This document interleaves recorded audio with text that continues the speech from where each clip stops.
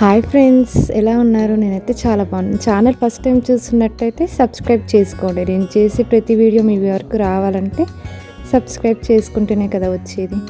నేను ఇవాళ ఒక రెసిపీతో మీ ముందరికి వచ్చాను. పాలకూర పుల్లకూర చాలా బాగుంటుందండి. టేస్ట్ ట్రై చేయండి. నేను ఆ ప్రాసెస్ అంతా వీడియోలో చూపిస్తాను, లాస్ట్ వరకు చూడండి. పాలకూర కడిగి పక్కన పెట్టుకున్నాను. నేను కర్రీకి సంబంధించినవి అన్నీ ఇలా కట్ చేసుకొని పక్కన పెట్టుకున్నాను. అలాగే 2 రెమ్మల చింతపండును కూడా నానేసుకున్నాను. పక్కన ఒక గిన్నెలో ఆయిల్ వేసుకొని ఆయిల్ హీటెక్కిన తర్వాత తాలింపు గింజలు వేసుకున్నాను. తర్వాత వెండిమిరపకాయలు వేసుకున్నాను. వెండిమిరపకాయలు వేసుకుంటే మనకి తినేటప్పుడు ఆ టేస్ట్ అనేది మంచిగా తగులుతుందండి. అలాగే కరివేపాకు వేసుకొని అవి వేగేదాకా కలుపుకున్నాను.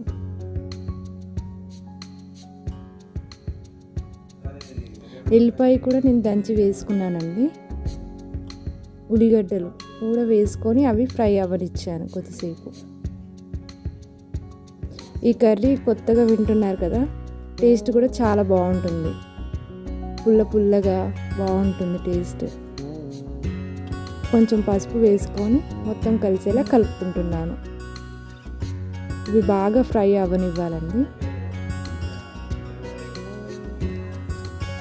ఫ్రై అయిన తర్వాతకి పాలకూర వేసుకుంటున్నాను. పాలకూర చూస్తే ఎంత అనిపిస్తుంది కదా, మగ్గితే ఎంత కాదు, కొంచెమే అయిపోతుంది. పాలకూరతో కూడా చాలా టైప్స్ ఆఫ్ వెరైటీస్ చేయొచ్చు. పకోడీ ఇంకా చాలా చేయొచ్చు. నేను నా ఛానల్లో ముందు సింపుల్ రెసిపీస్తో వెరైటీస్ చేస్తాను. ఇలా మొత్తం కలిసేలా కలుపుకుంటున్నాను. మూత పెట్టుకొని కొద్దిసేపు ఉడకనిచ్చాను.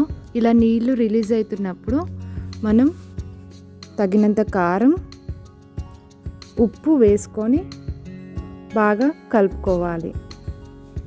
చూసారా ఎంత సింపుల్గా అయిపోతుందో కర్రీ. టేస్ట్ కూడా చాలా బాగుంటుంది. పాలకూర ఉత్తిది తినబుద్ధి కానప్పుడు ఇలా చేసుకుంటే పుల్లగా నోటికి రుచిగా కడుపు నిండా తినాలనిపిస్తుంది. ఎంత సింపుల్గా అయిపోతుందో చూసారా కర్రీ. చింతపండు రసం కూడా వేసుకున్నాను. అంతే, మొత్తం కలిసేలా కలుపుకోవాలి.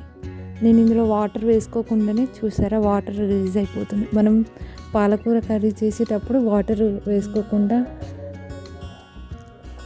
ఇలా చేసుకుంటే అయిపోతుంది. ఫైనల్గా ధనియాల పొడి వేసుకొని మొత్తం కలుపుకుంటే రెడీ అయిపోతుంది. చూసారా ఎంత త్వరగా అయిపోయిందో కర్రీ. నచ్చితే please like, share and subscribe our channel. మా ఇంటి వంటలు సరికొత్త రెసిపీస్తో మేము ముందరికి వస్తాను. అప్పటి వరకు బాయ్.